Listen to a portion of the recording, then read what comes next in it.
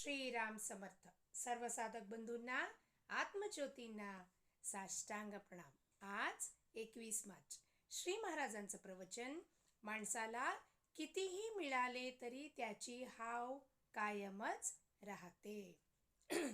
बघा, श्री महाराज किती छान बोध करतात रोज आपल्या मनाला, की माणसाला कितीही मिळालं तरी त्याची हाव कमी होतच नाही.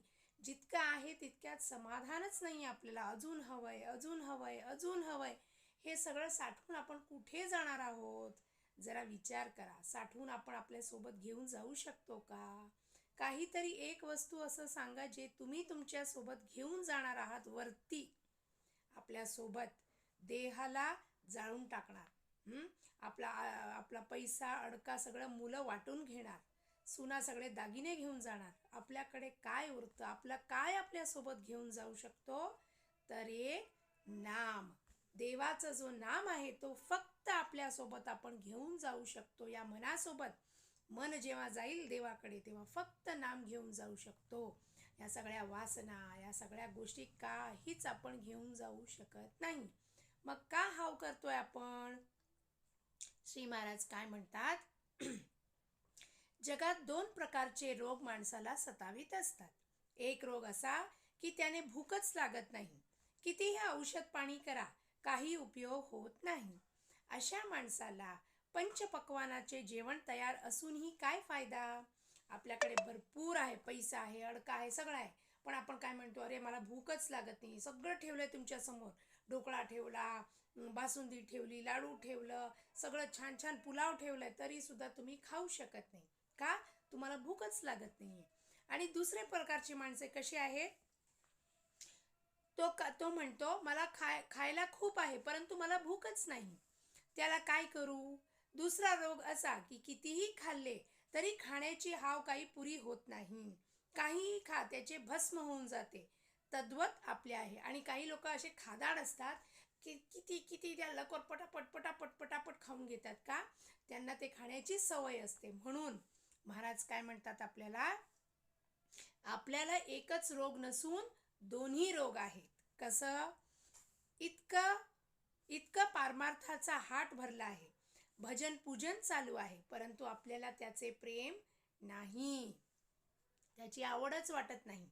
का आवड वाटत नाही आपल्याला? प्रपंचात जे दृश्य वस्तू आपल्याला दिसतात, टीव्ही, गाडी, बंगला, एक फ्रीज आहे तर तो काढून मोठा फ्रीज घेऊया. बाजूवाल्याने घेतलाय, त्यांनी घेतलाय, ह्यांनी घेतलाय, त्यांनी भरजरी शालू घेतली, पैठणी घेतली, मला पण पाहिजे. पैसे असो का नसो आपली हाव कशी आहे ती सुटतच नाहीये. आणि आपल्याला त्याची खरी भूक लागलेली नाहीये. कुणाची खरी भूक लागलेली नाहीये? देवाची खरी भूक लागलेली नाहीये. भजन पूजन करतो आपण. कसं करतो? कुठे सत्संगात बोलवलेला आहे आपल्याला, तर आपण काय करतो? भजन पूजन करतो, जातो, 1 तास असं टाळकुटेपणा करतो, येतो, खातो पितो येतो आणि मग देवाला विसरून जातो. आणि जेव्हा दुःखाचे डोंगर पडतात डोक्यावरती, काय करतो आपण? जाऊन साकडे घालतो, नमस्कार करतो, लोटांगण घालतो, देवा मला या कष्टातून पार कर रे. आणि देव किती कृपाळू असतो, दीन दयाळू असतो तो, की आपल्याला काय करतो? त्या कष्टातून पार करतो आणि सांगतो आपल्याला, मी तुझ्या सोबत आहे रे बाबा, माझी आठवण नेहमी कर. आपण काय करतो? आपण विसरून जातो. ज्यांनी आपल्यावरती कृपा केली आहे, उपकार केलाय, अशा देवाला आपण विसरून जातो. आणि आपण काय करतो मग? म्हणतो जाऊ दे, आता सुख आलं ना, देवाला विसरून जाऊया, जाऊ दे, भजन पूजन काही गरज नाहीये. म्हणून आपल्याला देवाची भूक लागलेली नाही.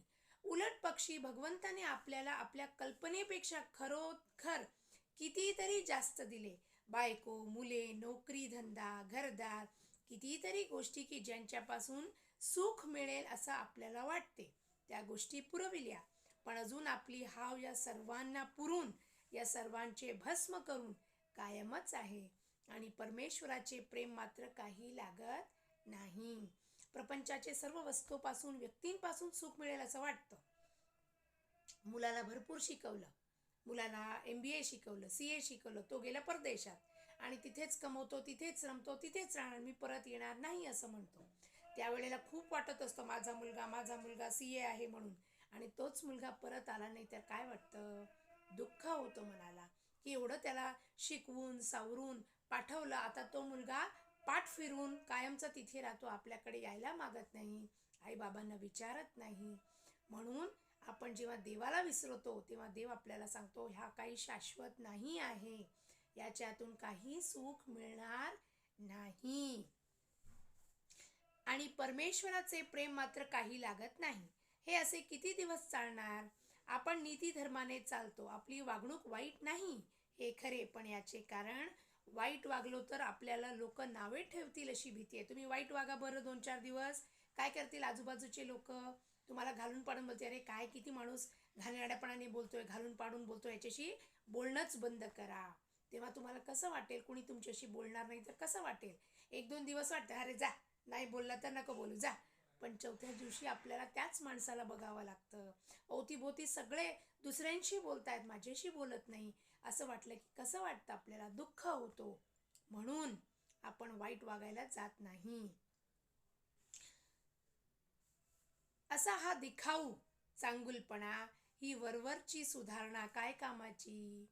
ही दिखाऊपणा आहे. मी खूप चांगला आहे, मी खूप चांगला, मी वाईट वागत नाही, ही दिखाऊपणा आहे.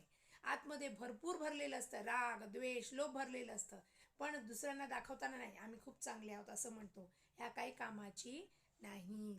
मानवी जीवन सुखी झाले तरी सुधारणा म्हणायची.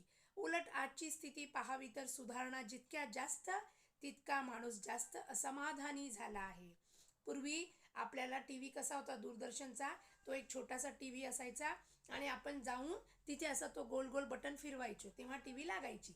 आज घरी बसल्या जागी, सोफ्यावर बसल्या जागी रिमोटने आपण हे करतो. पण आपल्याला टी व्ही बघायला आज आवडते का? त्यावेळी दूरदर्शनला 2च कार्यक्रम येत होते आणि संध्याकाळच्या वेळेला आमची माती आमची माणसं, संता कुकडी, किलबिल असं सगळं यायचं. त्यावेळेला ते बघायला मजा यायची. विक्रम बेताळ. आज कसं आहे, 50-100 चॅनल आहेत. कोणतंही तुम्ही एक वेळेला बघता का?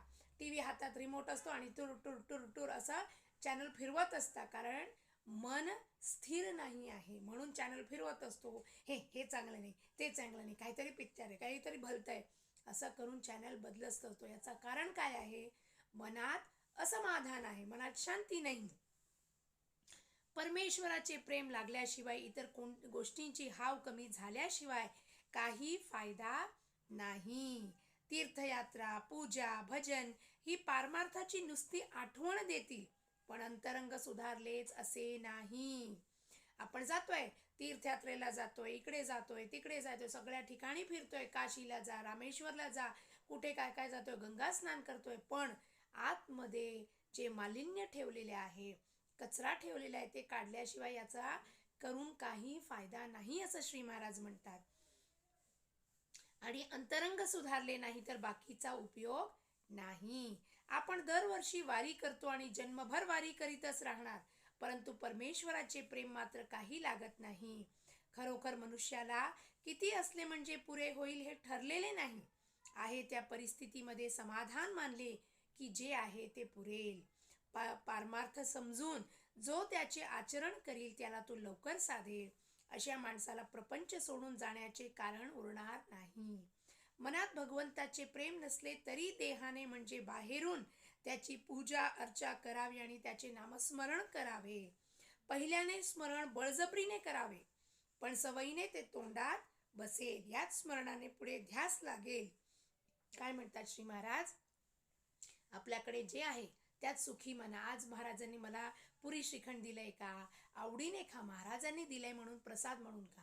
उद्या मला चटणी भाकरी दिली, तेही महाराजांचा प्रसाद म्हणून स्वीकार करावी आणि आहे त्या परिस्थितीत रामनाम घेत नामस्मरण करत राहावे. म्हणजे महाराज आपल्याला काय देतील? समाधान, शांती, सुख, शाश्वत सुख देतील. वस्तूंच्या मागे धावण्याची गरज नाही. मी पूर्वीचा नाही, आता मी भगवंताचा आहे असे वाटणे जरूर आहे. मी पूर्वी जे होते, जे होतो ते मी आता नाही आहे, म्हणजे मनाला चिटकून नाही आहे मी. मनाला होणारी धडपड, अशांतता, असमाधान, त्रास जे होत होता मनाला, द्वेष होत होता, लोभ होत होता, आता ते होत नाही मला, कारण मी आता रामाचा झालो आहे, मी भगवंताचा झालो आहे असे वाटणे जरूर आहे. आजचे बोधवचन, ज्याची हाव म्हणजे वासना पुरी झाली नाही तो आशेवर अवलंबून असतो, या कारणाने त्याला समाधान मिळत नाही.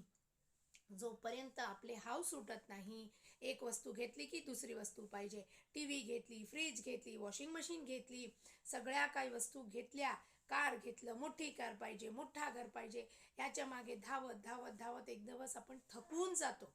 थकल्यावरती देह जर्जर होतो. आज जर्जर देहाला कुणी मदत करत नाही. मुलं आपापल्या कामाला लागून जातात, सुना कामाला लागून जातात, आपल्याकडे कुणी लक्ष देत नाही, एकटे पडून जातो आणि त्यावेळेला खूप वाईट वाटतं, भीती वाटते, चिंता वाटते, माझं काय होणार म्हणून. म्हणून ह्या सगळ्या गोष्टी सोडून शाश्वत समाधान जे परमात्मामध्ये आहे, एका रामनामस्मरणमध्ये आहे, ते आधी बळजबरीने करावं. नाही मन मानणार तरी सुद्धा बळजबरीने नामस्मरण करा.